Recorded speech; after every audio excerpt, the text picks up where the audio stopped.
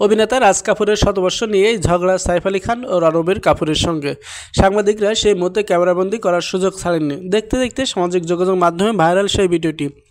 আর নেটিজেনরা শ্যালক জামাইয়ের বাবদ ঝগড়া দেখতে হুমড়ি খেয়ে পড়েন। সেই ভিডিও দেখে নেটিজেনরা মন্তব্য করতেও ভুলে যাননি।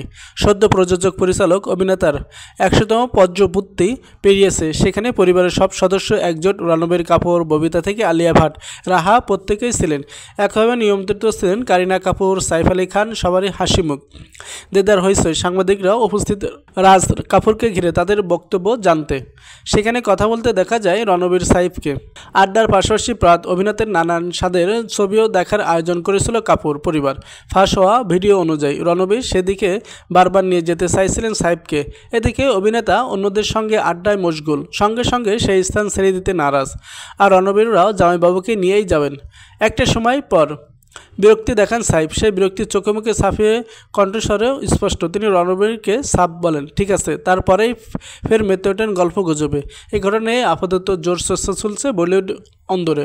যদিও অনুষ্ঠান মিটে যাওয়ার পর বিষয়টি নিয়ে কোনো মন্তব্য করেনি কাপুর পরিবার বা পতদি পরিবার। অভিনেতা রাজ কাপুরের শতবর্ষ নিয়েই ঝগড়া সাইফ আলী খান ও রণবীর কাপুরের সঙ্গে। সাংবাদিকরা সেই মুহূর্তে ক্যামেরাবন্দি করার সুযোগ ছাড়েননি। দেখতে দেখতে সামাজিক যোগাযোগ মাধ্যমে ভাইরাল সেই ভিডিওটি। আর নেটিজেনরা শ্যালক জামাইয়ের বাবদ ঝগড়া দেখতে হুমড়ি খেয়ে পড়েন। সেই ভিডিও দেখে নেটিজেনরা মন্তব্য করতেও ভুলে যাননি।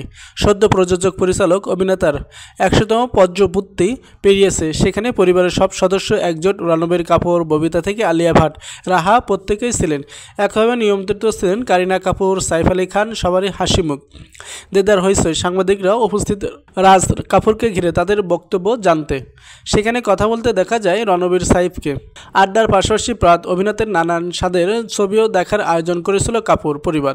ফাঁস হওয়া ভিডিও অনুযায়ী রণবীর সেদিকে বারবার নিয়ে যেতে চাইছিলেন সাইফকে। এদিকে অভিনেতা অন্যদের সঙ্গে আড্ডায় মশগুল, সঙ্গে সঙ্গে সেই স্থান ছেড়ে দিতে নারাজ। আর রণবীররাও জামাইবাবুকে নিয়েই যাবেন।